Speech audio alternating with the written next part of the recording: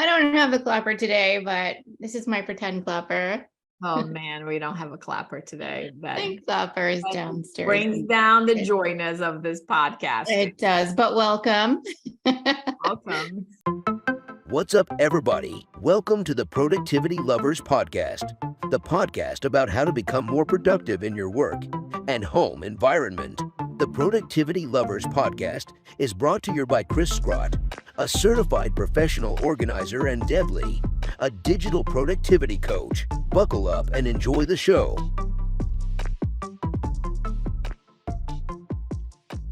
Welcome to another episode of the Productivity Lovers Podcast. I am Deb, and with me is the always awesome. Oh, I'm Cris. Thank you. I do feel awesome today. I like your sweater. I'm looking at that pretty bright, colorful sweater. The dog spilled tea on it, and she also ate my county bill. Don't worry. So no pets were harmed in the spilling of said tea. My bill. But the bill, on the other hand, didn't quite make it. Ripped it up in tiny little pieces. So the dog technically ate my homework today. Yes, she did. Yes, she did. But she probably wanted a little something different in her diet. So it's all good. Let's cut her some slack. I'm going to be really happy when she's out of her puppy phase. You're going to miss that puppy phase. No, not happening. Okay. No, I'm not going to miss the puppy phase. I was looking for a picture that I had taken last summer. Mm-hmm. We adopted her in August. So she's 10 months now. And I was looking for a picture that I took last summer, right after we got her. And I found all her puppy pictures and I was like, oh, so sweet. Very sweet. I love those cute little puppy photos. It's a great reminder of where you're coming from. So she was 10 weeks old and she was so small. She was teeny tiny. She's gotten really big. Yes, I saw a picture of her recently. She's 50 pounds. Oh, wow. So she really has gotten bigger. She has gotten bigger, but she's napping currently. So it's a good time for us to be talking. Yes, it is. This is the advice you would get when the pet or the kiddo is sleeping. Do your work.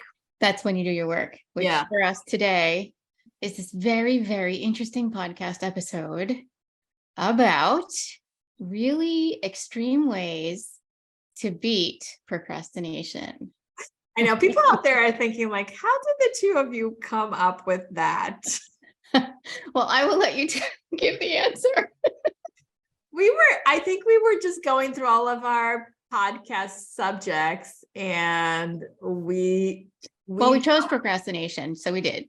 We did say, what is a good topic lately? And we were like, procrastination. And we're like, well, we have talked about procrastination not that long ago. And then I think I said, well, we always talk about easy ways to fight procrastination. How about, and they always come with rewards. What about the people that don't like rewards, the people that actually likes to be punished?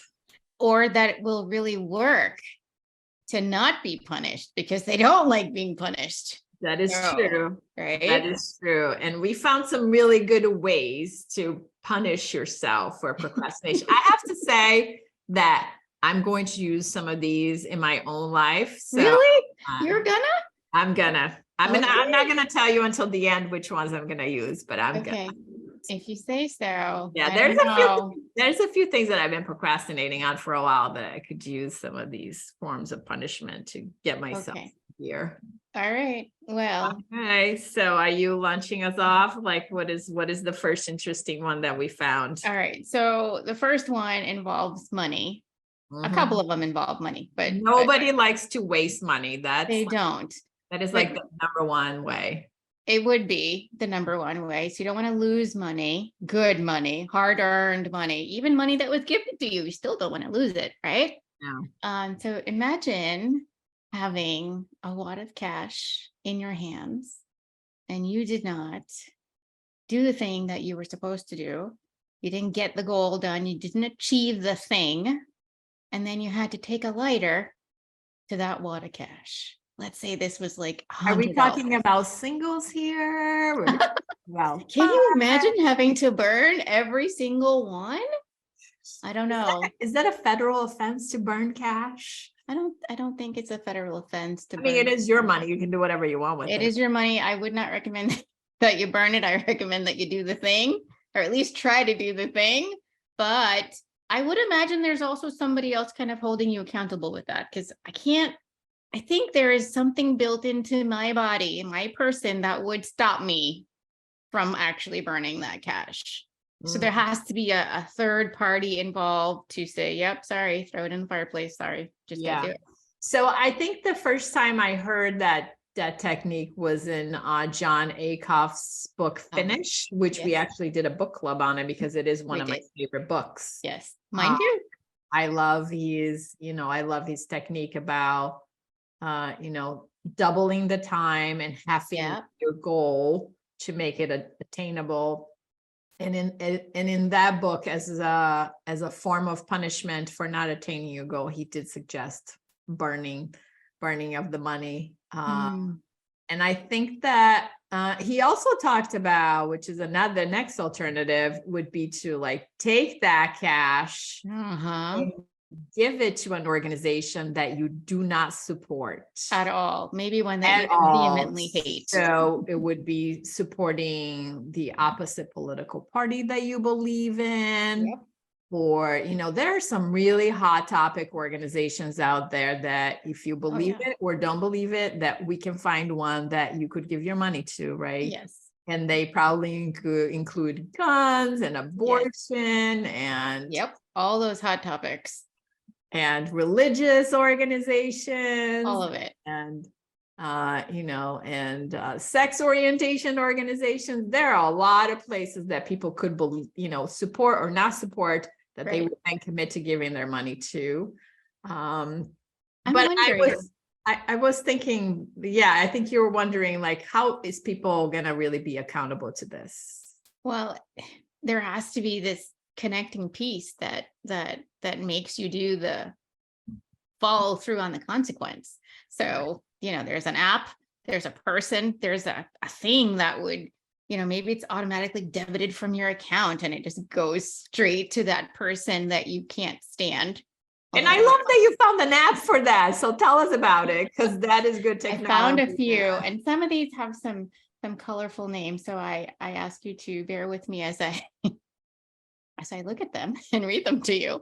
Some of them are kind of cool, like this one is called. If you have little children around, maybe you want to turn the volume down. You may want to turn the volume down. So the first one is not a bad word. This one's called Stick, STICKK. Set your goals to achieve them. So the incentive is that if you do your goal, whether it's, you're going to exercise regularly or quit smoking or create some kind of custom goal, maintain your weight, maybe, you can lose money automatically and it will send it to an anti-charity. Anti-charity. That's what they're calling it. They call it an so it's not that they're inherently anti-charities, but it's an anti-charity to you. Your belief system. So to you, it's very specific to you. So, they name a few that you may want to take a look at as your anti-charity. So it really gives you upfront, kind of what the consequence would be. So if you see, something about gun control on here, or maybe it's environmental on here, and you feel very strongly opposed to what you see, you would start generating those feelings already of like, oh no, I'm not sending my money to that place. So maybe it would be motivating to get you to do the thing that you're supposed to do, or conversely not do, like say, not smoke cigarettes, if that's one of your goals. So that's the first one. Now, the second one has a little bit more colorfulness to it. Here it comes. Turn the volume. So here it comes. So Perco people, here it comes. It's called Go Fucking Do It. Honestly, that is exactly what the app is called. So apologies if your ears are sensitive. It is similar to the first one, Stick. You write down your goal, you set a price, and then I think you need to email someone when you do your goal or you don't do your goal, and then they take charge of your punishment. So, it's really an extreme way because your activities are now in someone else's hands, so to speak, although technically they're kind of in yours too, because you could just do the thing and avoid this altogether, right? Whatever that thing might be. So Which those is the are goal, two. to do the thing. It's motivation to do the thing. So those are two that I found. There are a couple others, and we're going to pull those together for you and share them with you after this. There's another one called Pact. I think there's another one where you actually gain money. So you set a price for, yep, every time I do the goal, I'll get a certain amount of money, and then you would get the money sent to you. Not quite sure who gives you the money, but maybe it's like a pool of people, right? You like, Yeah. I did like health sharing for a while there. Okay. Like basically what you do is like everybody puts their money into the pot, and then like Okay. some people get their medical bills paid at a time, right? Yeah. So Yeah. it's like a large enough pool of people, and there's enough healthy people not using from the pool, then like I just paid into the pool, never used that, but there were other people that used it. So it's kind of the same thing with Kinda like that. procrastination, right? You're Okay. like, if you were the punishee, the money is getting in, but if you were actually the doer, then you're getting the money out. Money back. So That's how I would imagine this Ponzi scheme to work. Ponzi scheme to beat procrastination. Love it. Ponzi scheme of procrastination. That's funny. Yeah, there is another one that Cris and I were talking about sort of before we started recording that we think is completely, really extreme. I don't know how many times I just said completely, but very, very extreme. So it's called Pavlok, and it is a wristband that you wear. And every time, it's a way, by the way, to break a bad habit. So if your goal is to stop smoking, again, I'm going to use that one, then every time you do the thing you're not supposed to be doing, Pavlok will deliver an electric shock to your body. Woohoo for pain. I cannot get behind this one. I understand that it might work for some people, but if you have a moment of weakness, which we all can, I can't imagine getting shocked, just like physically harmed in some way. Maybe not detrimentally harmed, but harmed in some way. So Pavlok. That How is do you feel about that, really, Cris? that What do you is think? really extreme. I mean, I would not subscribe to that at all, because Yeah. I mean, I have a lot of questions, but I can see how these things work, right? It's just, yeah. I mean, they say, and I'm reading here, it says you give yourself an electrical shock and train your brain. So you're trying to tell your brain that every time you touch the cigarettes and you get a shock, that your brain says, okay, we're not going to do that anymore. but you have to be disciplined enough to shock yourself, right?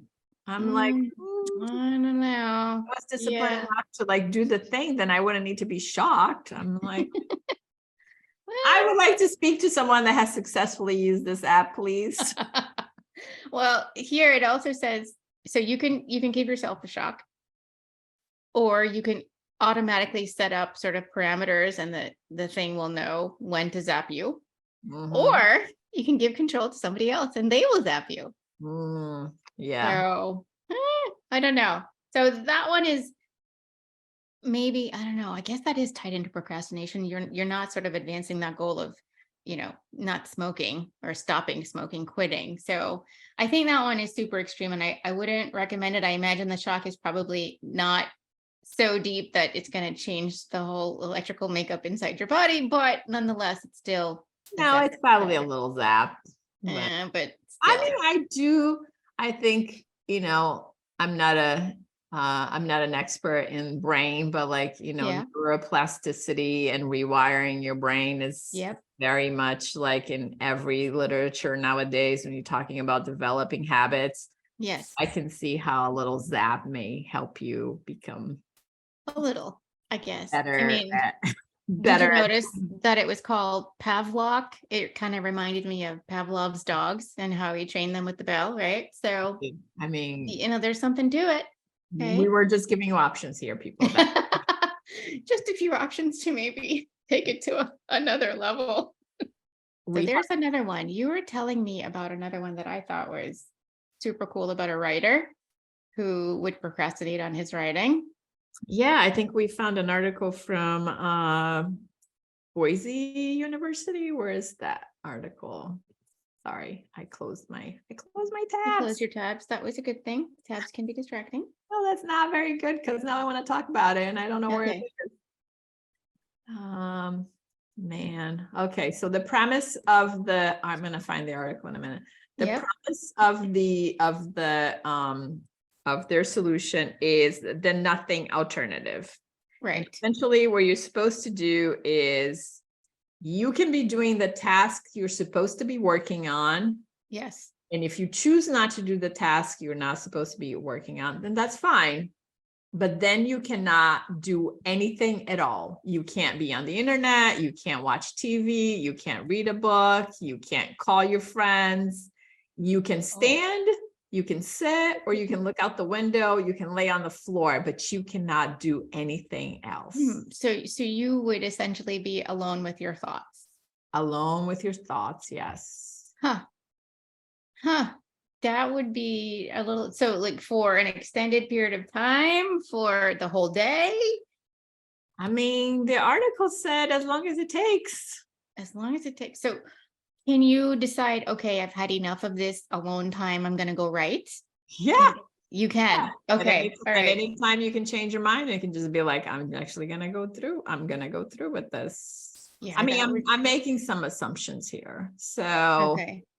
Okay, I found the article. It Okay. says, the nothing alternative is a tip for avoiding procrastination that was coined by an influential crime fiction novelist named Raymond Chandler. Okay. Hey, Raymond.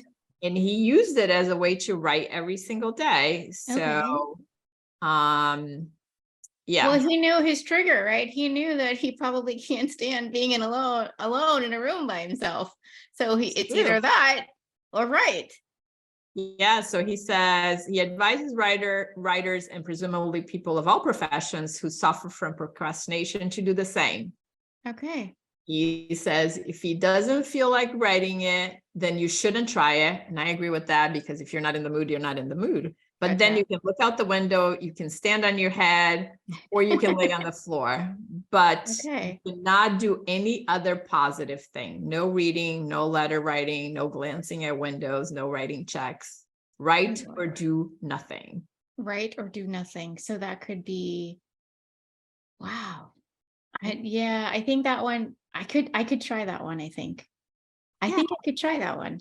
I think I could try that too, because I feel like at some point you just be like, okay, well, I'm really bored now. I might as well write or do. Might as well write something. Doing. Sometimes I feel like if I just focus and let my brain just be zen with the thing that I'm supposed to be doing, right? When I'm not trying to multitask. Yeah.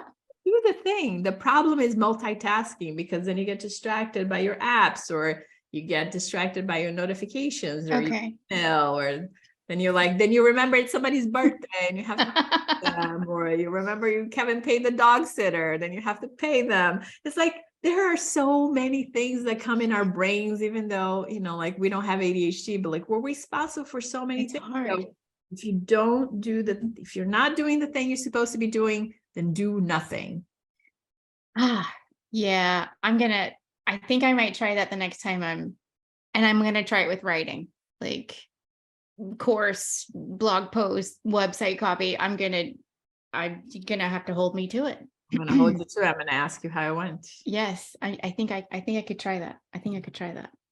So, so write or do nothing. All right. Do nothing. Yes. So do you have another extreme technique to fight? I do. This one involves a little bit of public shaming-ish, sort of. I think you coined the phrase sort of like a truth or dare. So if you don't do the thing that you're supposed to do, that you have to publicly announce this, say on social media. I suppose you could do it like if you were in a mall or on a public street. I don't know, maybe in front of people that like a family gathering, just sort of belt out the fact that you failed miserably at whatever, or share some embarrassing tidbit about yourself. So either you do the thing or you get embarrassed. So I think that one would be hard for me to do. I think that would be super hard for me to do it too. Yeah, that would be really tricky.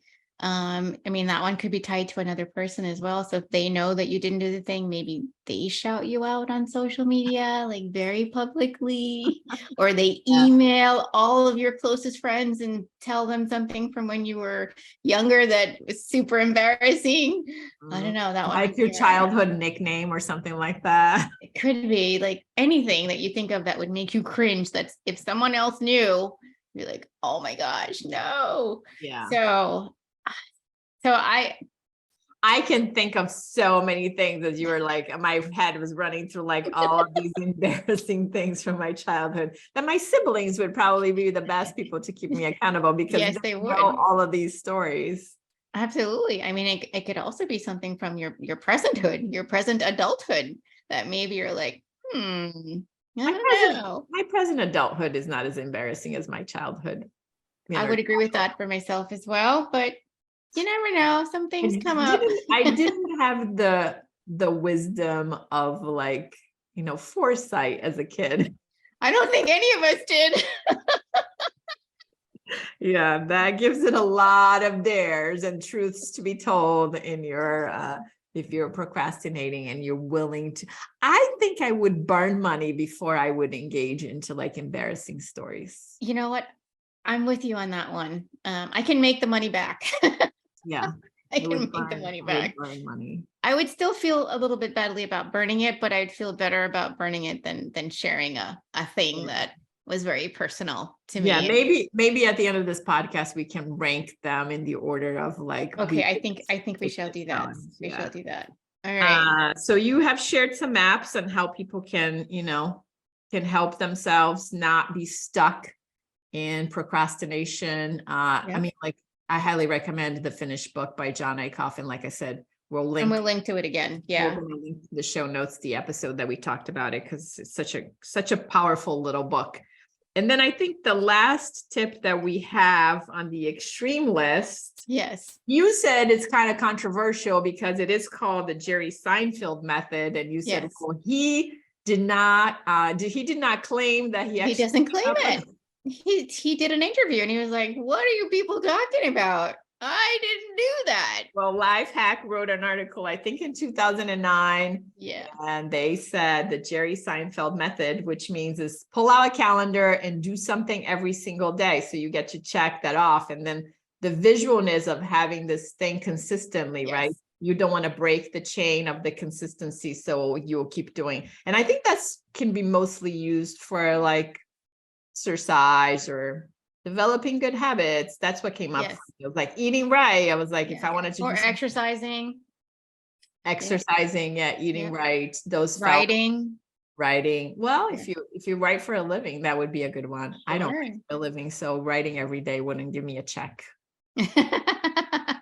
Maybe so you'd pick your goal. Oh, meditating, I thought. Meditating is a good one. And it could be a paper calendar, big paper calendar. You take a big red Sharpie, and every time you do something, you put a big check or an X. And your goal is to create a bunch of X's or check marks across the entire calendar. And you don't want to break the chain. Now, I wish Jerry Seinfeld would claim it, but he just said, that wasn't me. He did it in an episode in character. Yeah, he didn't subscribe to it. Well, we're still going to call it the Jerry Seinfeld method. Yeah. We're going to give him credit, even though he doesn't want it. I actually like that one a lot. And I think there is an app called Stride. I'm pulling that out of my brain, so I'm going to have to double check that. I think there are several apps out there that help you with this sort of not breaking the chain goal. And once I confirm that, I will be sure to add that to the show notes as well. There is always an app for something, right? That is very true. There's an app for that. Yes. So some very extreme ways. I think we're at that point where we're going to be ranking. Are we doing easiest to most difficult or the reverse? I'm doing the most willing to the less willing. Okay. So the ones that you're willing to try. Okay. Yeah. So I would start with burning money. Okay. Doing nothing. Okay. Sending money to an anti-charity. the All right. Jerry Seinfeld method, and then the truth or dare of productivity. That's my list. Okay. Because I do a form of the Jerry Seinfeld already, and it's easier for me to do, that's my top, because nobody hears anything embarrassing about me. I'm not losing money. It's a little easier on my brain. So I'm going to go with that as my number one. Fair enough. Number two would be the do nothing or right. Would be hard, but I think it could motivate me to at least get a certain number of words on the screen or on paper. So that would be my number two. You call it do it nothing or die? Well, it's not dying. I mean, I'll be alone for a while. I think I could live with myself for a little bit, maybe. So I'd be willing to try that one. So that's my number two. All right. My number three would be burning money. And it's a toss-up between embarrassing social post or public shaming and donating to something or someone I do not support. Those two are sort of neck and neck. But if I had to pick, I guess I would go with donating to an anti-charity. And then my final one would be the public shaming, because there is still that part of me that just, I don't want to have embarrassing moments about myself out there in public, in the ether, No, that's for sure. You and I were a definite on that one. Yes, absolutely. So those are mine, ranked in order. I'm curious to hear what listeners think. And if they would try any of these things, especially the burning money one. I want to hear, or even getting zapped wearing the Pavlok. Yeah. We would love for you to, if you're willing to share on social media, tag us along so we can know what is your method of extreme way to fight procrastination. And thank you for joining us today. I think we have been remiss because we always forget to ask you guys to like and subscribe and click that you want to get notified when we send out a new episode. So do all of those things. Show us all the love, please, if you wouldn't mind. And of course, you can find us at productivitylovers.com. Yay. We'll see you soon. Bye. Bye. Thanks for listening to this episode of the Productivity Lovers podcast. We hope you enjoyed it. Please be sure to subscribe so that you get notified when we upload a new productivity podcast. For more tips and notes from the show, check us out at productivitylovers.com. Talk to you soon.